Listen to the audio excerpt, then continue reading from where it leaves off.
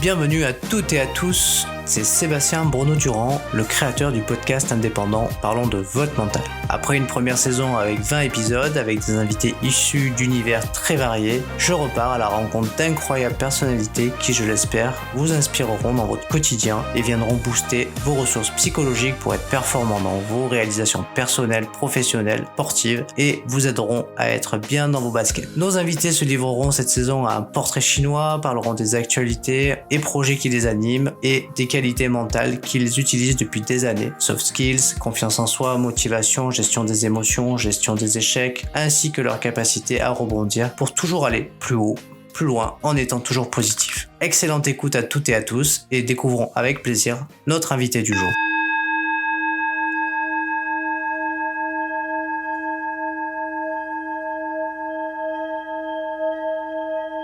Salut Lucie, écoute, je suis vraiment ravi de commencer cette saison 2 de Parlons de votre mental avec toi. Donc ça fait quelques années qu'on se connaît, qu'on se côtoie.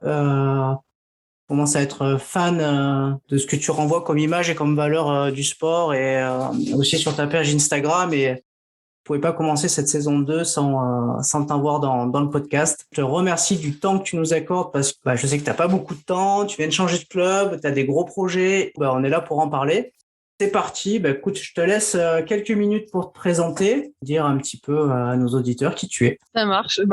Merci beaucoup Sébastien de m'avoir sur ton épisode. C'est un vrai plaisir pour moi d'être là avec toi. Alors, du coup, je m'appelle Lucie Herman, j'ai 23 ans, je suis gardienne de hockey sur gazon pour l'équipe de France.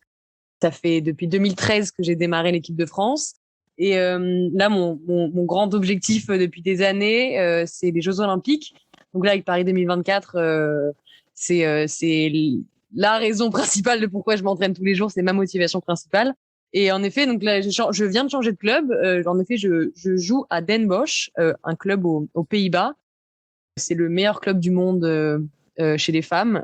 Ça fait 20 ans 23 ans qu'elles sont championnes nationales et c'est les meilleures. Et du coup, là, je viens d'arriver gardienne 2 et c'est un environnement incroyable de performance et d'enrichissement, de développement personnel. Je suis une petite fille qui vit un rêve éveillé. C'est très bien.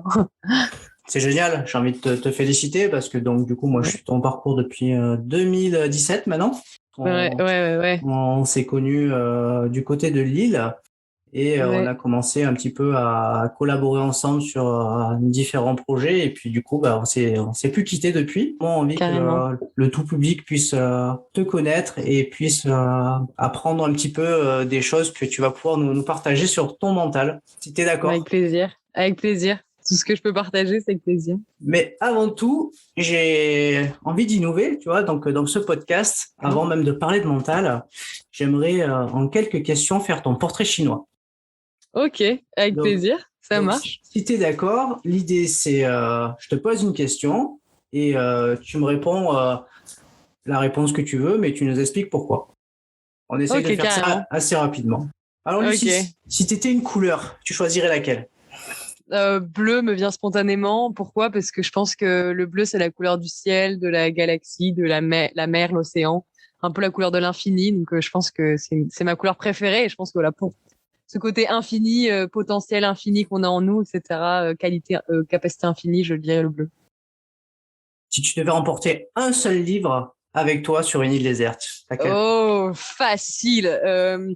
The Choice de Edith Egger, le titre français c'est Le Choix de Edith Egger, incroyable. C'est écrit par Edith Egger du coup, qui est maintenant psychologue, qui a été déportée à 16 ans à Auschwitz et qui raconte son parcours avant, pendant et après, et ensuite son travail en tant que psychologue.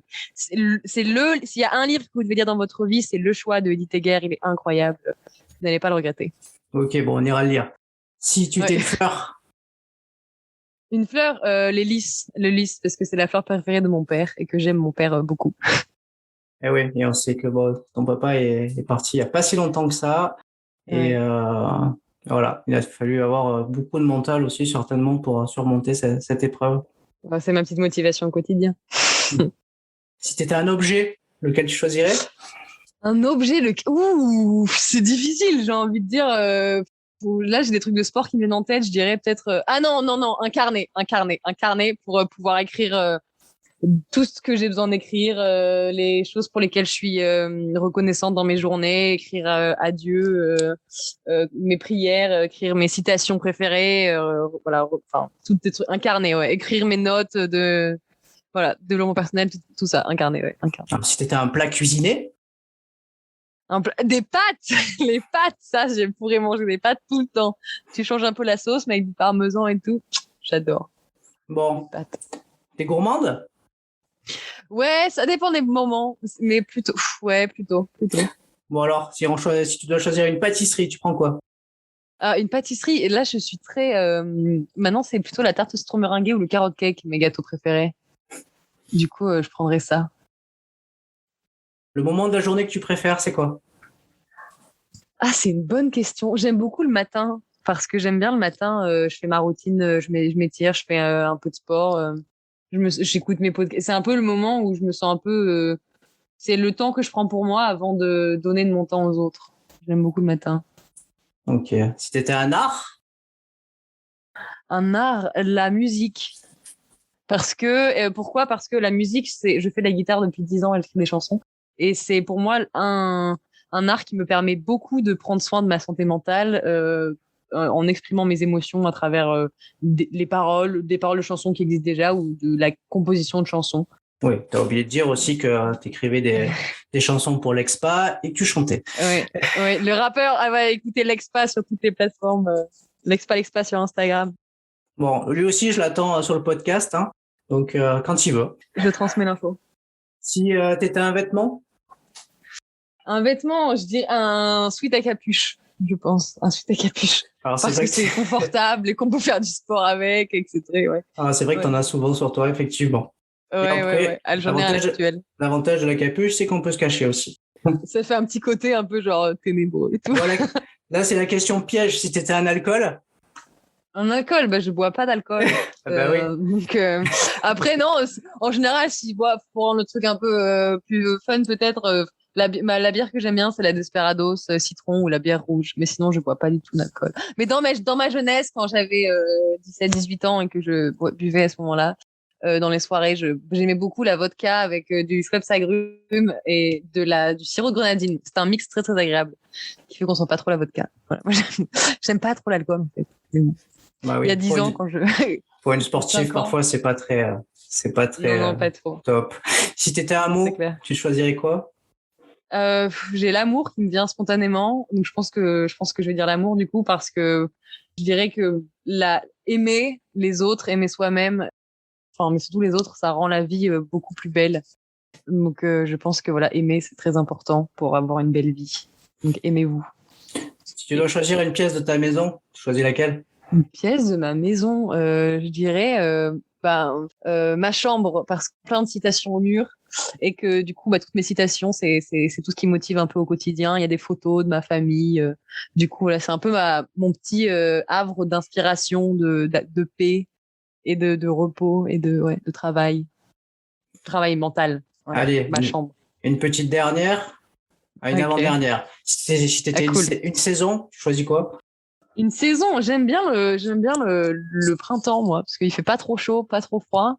Et c'est le moment, en fait, où je trouve que tu peux te re-émerveiller sur la beauté des simplicités de la chose, genre la beauté de te réveiller, de voir le coucher, le lever de soleil, parce que les couleurs deviennent très belles, les saisons, les fleurs refleurissent, etc. Pour moi, le printemps, c'est un peu le renouveau, le souffle de la vie et l'émerveillement, et j'aime beaucoup. Petite dernière, si tu étais un légume, lequel tu choisis dans ton assiette? Un légume, lequel alors, je mange beaucoup de courgettes et de brocolis, mais sinon, je sais pas si j'ai des légumes préférés. Je dirais peut-être le brocoli, parce que c'est comme un petit arbre, et j'aime bien les arbres.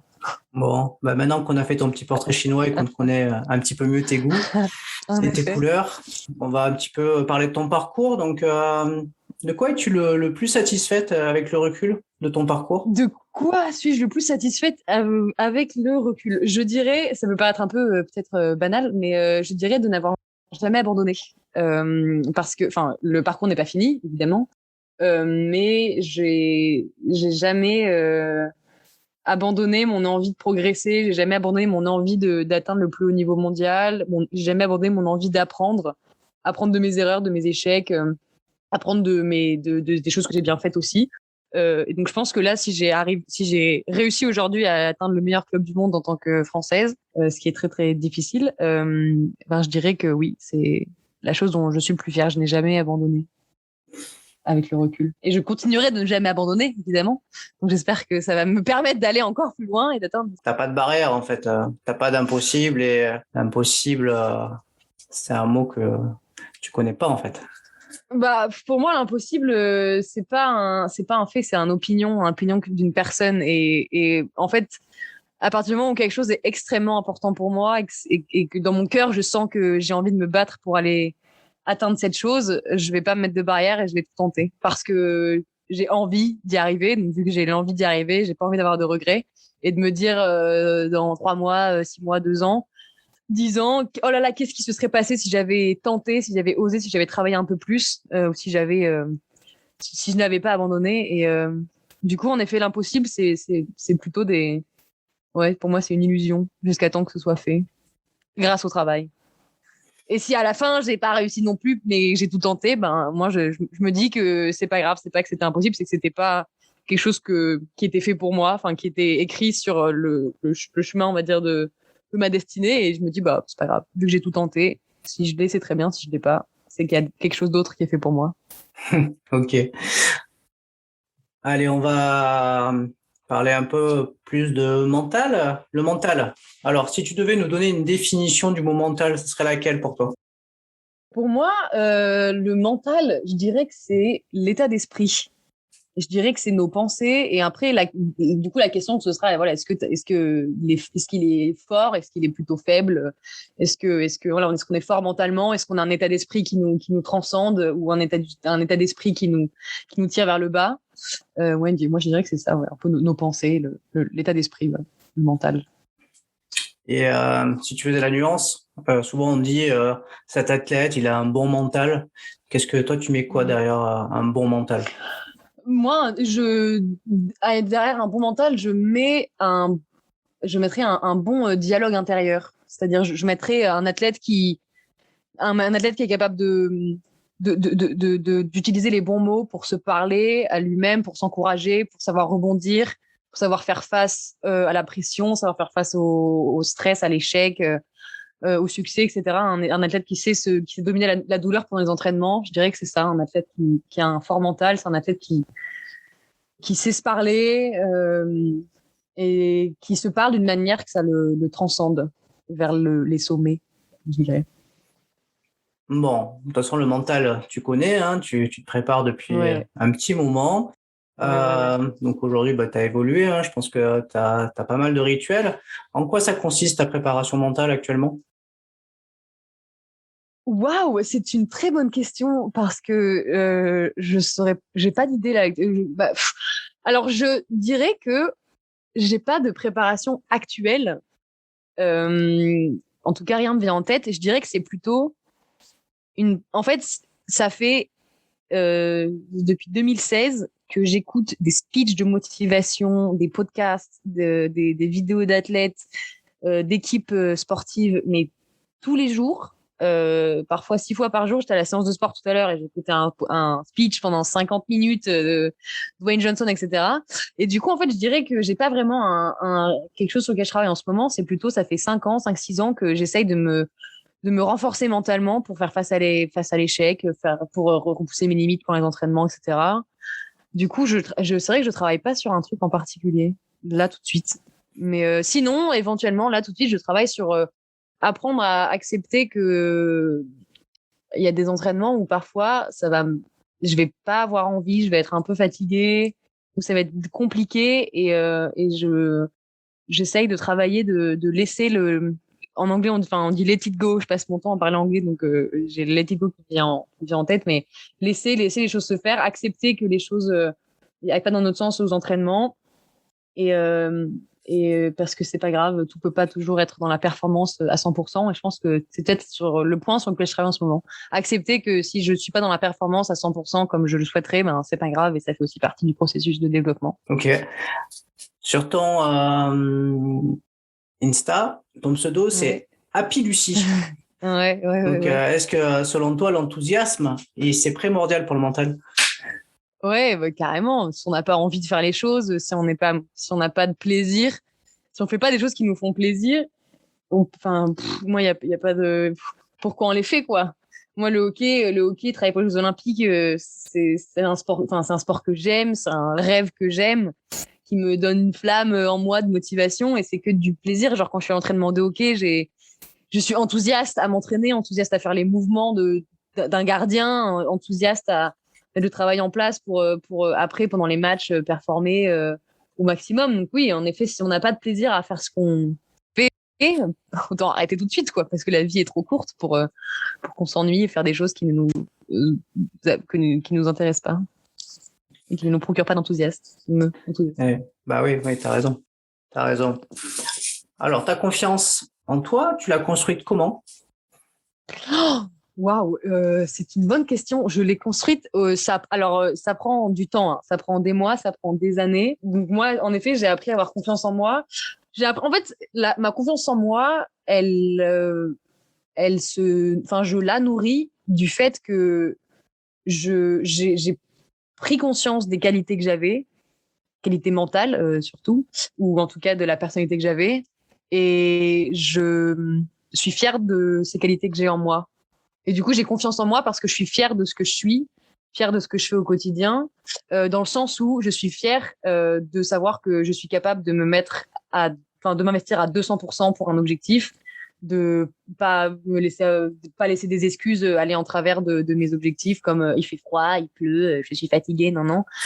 Du coup, je dirais que ma confiance en moi vient de ce fait-là, que je sais que j'ai pas envie d'abandonner, je sais que je sais travailler dur, je sais que je sais repousser mes limites, et je sais que j'ai pas peur de l'échec, je sais que je sais rebondir, et du coup, ouais, je pense que ça me donne confiance en moi, avoir conscience de mes valeurs, de ce que je peux faire, de ce que je sais faire, ouais, c'est ça qui me donne la confiance.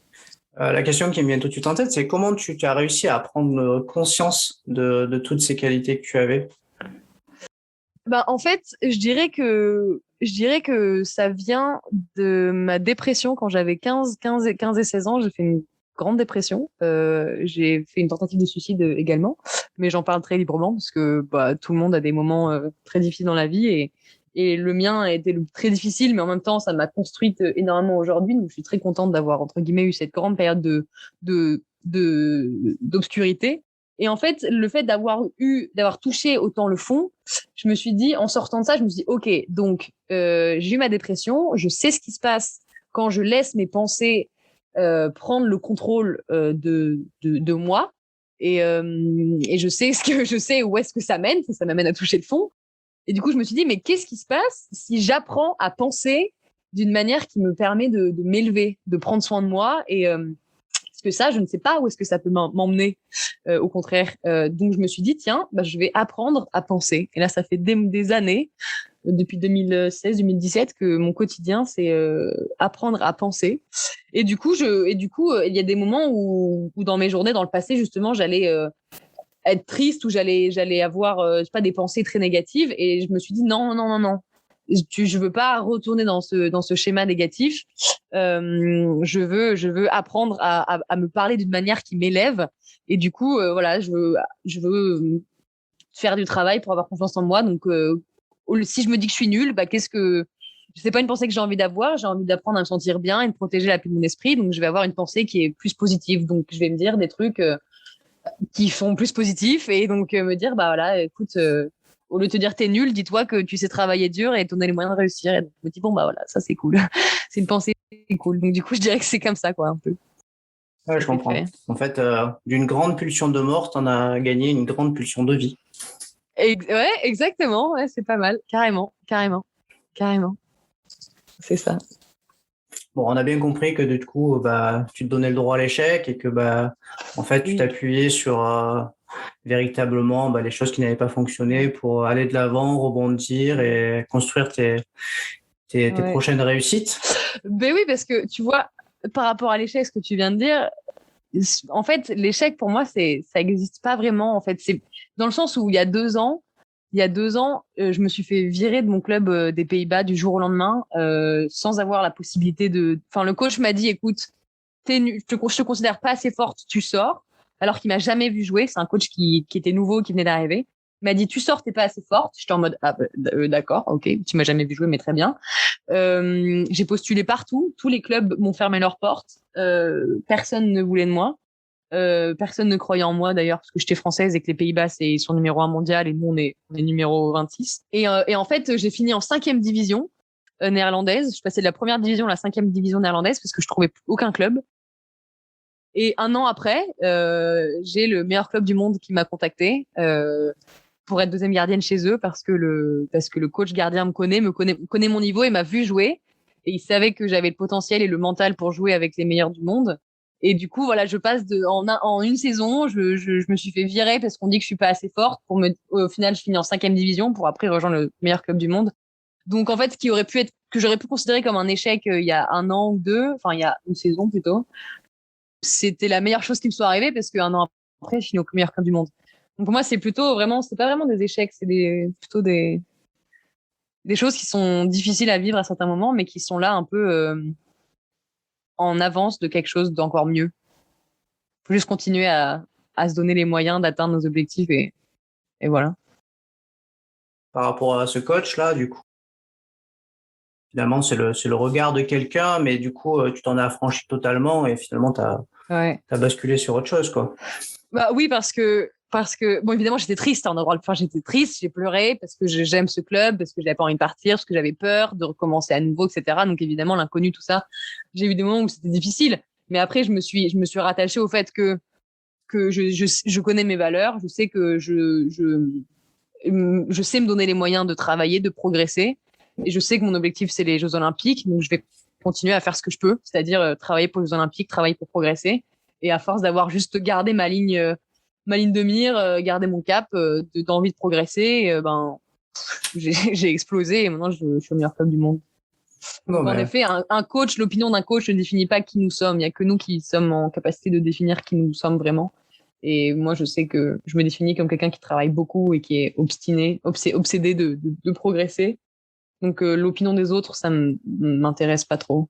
Oui, et puis, surtout si c'est négatif. Oui, et puis on retrouve souvent cette difficulté dans les sports collectifs où finalement plusieurs joueuses, un coach et on n'est pas forcément toujours en odeur de sainteté avec tous les coachs, souvent si ça change d'une saison à une autre. Donc c'est vrai qu'il faut quand même garder confiance en soi, continuer à travailler parce que voilà, il faut pas se remettre en question parce qu'on change de coach, quoi. Non, c'est sûr. Mais moi, ça a été une motivation. Du coup, je me suis dit, quand les gens ne croient pas en moi, je me dis, bah, très bien, ok, pas de problème. Écoute, je vais te montrer. Attends un peu, je vais te montrer. Moi, je sais ce que je suis capable. Je sais que mentalement, je peux travailler. Si tu ne crois pas en moi, mais pas de problème. On se retrouvera dans quelques mois ou dans quelques années et on verra bien. Du coup, parfois, c'est aussi une motivation, les gens qui ne croient pas en nous. Donc, ça a été un peu ma motivation à moi aussi, quoi. Prouver aux autres que je suis capable. Bah ouais, justement, là, on rebondit sur la motivation. T'as des trucs pour te motiver au quotidien? Alors, pour moi, la motivation, c'est une illusion un petit peu. Enfin, c'est pas une illusion, mais pour moi, la motivation, c'est un éclair, c'est une pépite, c'est d'un coup, c'est une flamme d'un briquet qui s'allume. Ça dure 10 secondes et après, on n'est plus motivé du tout. Et en fait, ce qui compte, en fait, je suis pas motivée au quotidien, dans le sens où, dans le sens où il y a toujours des moments où on n'a pas envie, il fait froid, on est fatigué, on aimerait bien rester chez nous, c'est plus confortable. Et dans ces moments-là, on n'a pas de motivation. Mais par contre, en fait, j'ai pas de la motivation, j'ai un engagement envers moi-même. Et c'est cet engagement envers moi-même qui fait que je suis capable mentalement de rebondir et de faire face à tous les obstacles possibles. Parce que mon engagement avec moi-même, c'est, tu as cet objectif, tu as ce rêve des Jeux Olympiques, et il est hors de question que tu aies le moindre regret à la fin en te disant, ah, peut-être que si j'avais travaillé plus, peut-être que là, si j'avais pas trouvé d'excuses, j'aurais réussi dans l'optique où j'ai pas réussi mon objectif des Jeux Olympiques. Donc en fait, pour moi, c'est un engagement d'être capable de me regarder tous les soirs dans le miroir et me dire, je suis fière de ce que tu as accompli aujourd'hui et de comment tu as poussé tes limites. Et c'est cet engagement avec moi-même qui me motive au quotidien. Oui, en gros, ce que tu nous dis, c'est que tu t'es fixé un cap, c'est-à-dire participer aux Jeux Olympiques de 2024 à Paris. Et pour ça, Ouais. chaque jour, tu te donnes des intentions et ça guide Ouais, tes actions du quotidien, quoi. ouais. Devenir 1%, un pourcentage meilleur de ce que j'étais la veille. C'est Oui, mon oui. objectif. T'aimes bien dire, je crois aussi, être une meilleure version de moi-même chaque jour. Ouais, be the best you. Ouais, ouais, carrément. Mais c'est ça, tu vois, c'est toute la, enfin, c'est ça qui me stimule au quotidien, me dire, bah, aujourd'hui, je veux devenir meilleur. Mais meilleur de, voilà, de 1%, de 2%, de petits trucs, de petits gains. Et c'est ça qui me motive au quotidien. C'est cet engagement vers moi-même de je veux devenir la meilleure version de moi-même parce que je veux atteindre mes objectifs et je veux savoir que je me donne les moyens, quoi, d'atteindre mes objectifs. Donc, c'est ça, voilà, mon engagement, ma Bon, motivation. tu viens de participer au championnat d'Europe avec l'équipe de France. Ouais, ouais. Bon, est-ce que pendant ce championnat, t'as eu à gérer de la pression? Oui, parce que c'était très important justement pour les Jeux Olympiques, très important qu'on performe pour continuer à gagner des places au classement mondial. Après, il y a une phrase que j'aime beaucoup de Kobe Bryant, c'est mon idole sportif, Kobe Bryant, que j'ai mis sur ma gourde. Et en fait, il dit cette phrase qui dit je l'ai fait déjà un millier de fois et aujourd'hui c'est juste une fois de plus. Et du coup, avant d'aller sur le terrain, je me répète ça, je lis ça sur ma gourde, je me dis aujourd'hui, c'est juste une fois de plus, tu l'as fait des milliards de fois, tu sais arrêter des balles, tu t'es entraîné pour ça. Donc maintenant, aie confiance en toi et juste prends du plaisir, apprécie l'environnement, apprécie être avec tes coéquipières, apprécie le moment pour lequel ça fait 2 ans que tu travailles et prends du plaisir et on verra bien ce qui se passe à la fin. Ça, c'est un peu mon truc qui m'aide à gérer la pression, c'est me dire, je l'ai déjà fait milliards de fois, je sais le faire, je suis entraînée pour ça, donc maintenant, je vais juste prendre du plaisir à faire un sport que j'aime, quoi. Et le reste, on verra bien. Oui, donc finalement, c'est finalement en te focalisant sur le plaisir, sur te focaliser sur en fait les choses que tu sais faire, au final, ça te permet d'éliminer tous les éventuellement Ouais. nuisibles qui pourraient arriver, comme la pression, les pensées parasites, enfin les petits trucs Ben ouais, qui viennent nous grignoter au final pour du coup diminuer notre performance quand si on y prête trop d'attention, quoi. ouais. Bah avant, bah d'ailleurs, on avait travaillé, tu m'avais vachement aidé à ce moment-là. Au début de notre préparation, de notre collaboration, on avait travaillé sur ma préparation mentale sur ce point-là. Tu sais, où justement, je me mettais vachement de pression à chaque entraînement. Je voulais être parfaite. Je voulais être performance de 100%. Et du coup, à force de toujours me concentrer sur la perfection, la perfection, la perfection, j'étais nulle au hockey. J'arrivais plus du tout à arrêter des buts. J'avais aucun plaisir. J'étais frustrée tout le temps. Et du coup, on avait travaillé sur reprendre le plaisir, jouer pour moi, etc. Et du coup, remettre ce plaisir au quotidien dans mes entraînements et me détacher un peu de tu dois être parfaite et faire 100% de réussite. Bah, ça m'a vachement aidé à justement mieux performer du coup. Alors, souvent, en fait, essayer de se détacher de la performance permet de performer encore plus. Et moi, c'est ce qui marche avec moi, me détacher de la performance et me focaliser sur le plaisir. Oui, Voilà. souvent ouais, c'est ça, se focaliser sur les Ouais, actions et la mise en œuvre et après on verra bien ce qui se passe, quoi. ouais, exactement. Alors, t'es gardienne de but, Ouais, goalkeeper, comme on dit, ouais, ouais. et ça te demande quand même une concentration particulière, non? Parce que du coup, t'es pas tout le temps Ouais. sollicité. Non, pas du tout. Et en effet, dans les matchs, ça dépend après de l'équipe avec laquelle on joue, mais un match, c'est 70 minutes. Parfois, on peut toucher 4 balles dans le match. Donc, on peut être sollicité 15 secondes, 20 secondes, 30 secondes, 1 minute peut-être, si on a de la chance.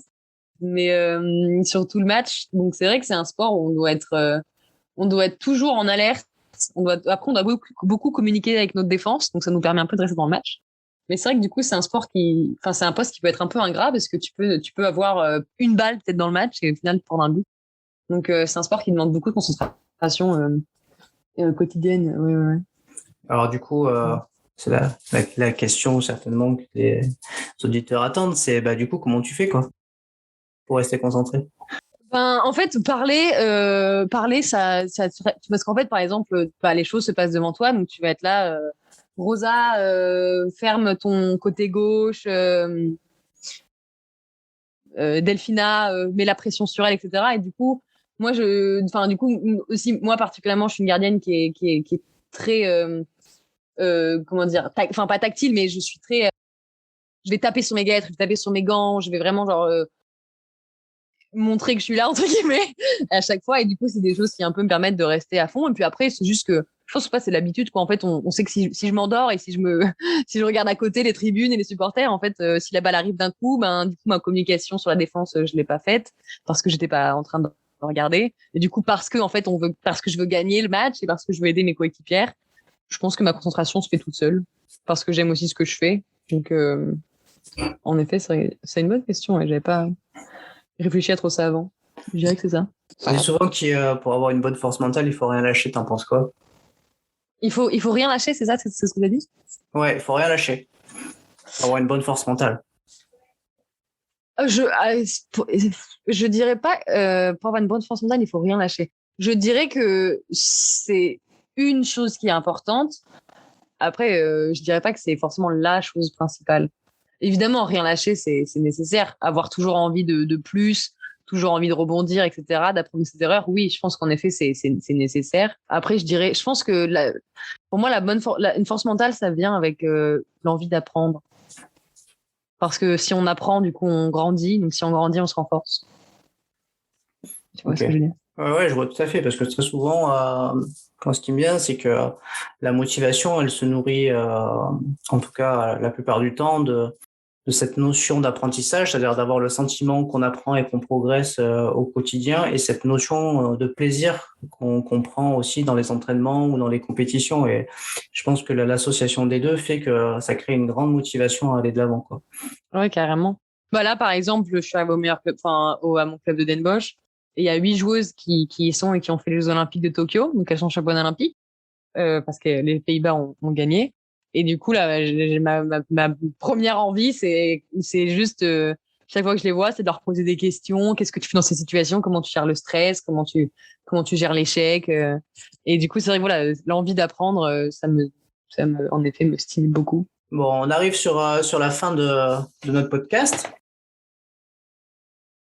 J'ai envie de te poser une question toute simple, mais quel conseil tu donnerais à des jeunes qui ont envie de devenir hockeyeur ou hockeyeuse, suivre peut-être le même rêve que toi, c'est-à-dire aller jouer des Jeux Olympiques? Est-ce que tu aurais un conseil ou des conseils à leur donner? J'en ai deux qui me viennent en tête. Le premier, c'est poser des questions. C'est poser des questions, c'est soyez curieux. Voilà, soyez curieux. Ayez l'envie d'apprendre, apprendre de vos erreurs. Par exemple, quand je démarrais gardienne, j'avais un carnet et je notais chaque fois que je prenais un but, je notais pourquoi j'avais pris un but, qu'est-ce que j'avais fait, qu'est-ce que je pourrais mieux faire dans cette situation, comment je pourrais travailler cette situation pour m'améliorer. Voilà, donc je dirais, voilà, soyez curieux, posez des questions à vos coachs, à vos coéquipières, comment vous faites ça, comment tu gères ça. Lisez des livres, apprenez des meilleurs. Moi, j'ai passé des années, ce qui m'a vraiment aidé mentalement à passer un cap, c'est écouter, regarder des documentaires sur des athlètes, que ce soit Kevin Mayer, Vincent Louis, Aurélie Muller, Evan Fournier au basket, enfin que des athlètes français ou n'importe quelle nationalité. Écoutez comment les meilleurs fonctionnent, écouter leur parcours, s'enrichir de leur parcours, de leurs échecs, de leurs expériences. Moi, ça m'a beaucoup aidé. Donc, cette curiosité-là d'apprendre. Et ensuite, je dirais que ce serait aussi se connaître, enfin, dans le sens où avoir conscience de ses points forts et conscience de ses points faibles afin de savoir quels axes de travail, sur quels axes de travail, du coup, progresser. Je crois que c'est pas non. Ben, oui, voilà, avoir conscience de ses points faibles pour avoir des axes de travail afin de progresser. Voilà. Bon, si tu devais choisir une seule citation qui pourrait t'inspirer au quotidien, ça serait laquelle? Une seule citation qui pourrait m'inspirer au quotidien. Écoute, il y en a une ou deux. Allez, deux pour te faire plaisir. Ok. Alors, parce que au tout début, quand j'ai démarré mon envie de devenir la meilleure version de moi-même, j'étais une vraie chèvre mentalement. J'avais aucun mental. Dès que je devais courir et que j'avais les jambes qui brûlaient, j'étais là, je m'arrêtais, je pleurais. Ah non, j'ai mal, ça pique. Et du coup, ce qui m'a beaucoup aidé, c'est la citation si c'est difficile de courir, eh ben cours plus. Parce que ça paraît tout simple, mais en fait, à force de faire les choses qui sont compliquées, ça devient plus facile.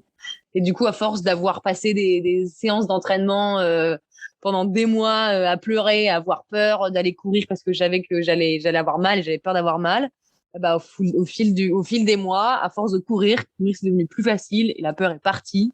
Et donc ça serait voilà une citation. Donc la citation en premier, c'est si courir c'est difficile, bah cours plus.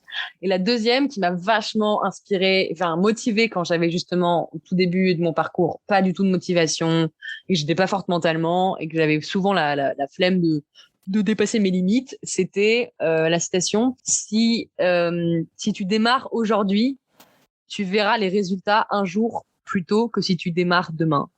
Alors, démarre aujourd'hui. Et du coup, je voyais ça et je me disais, OK, ça marche. OK.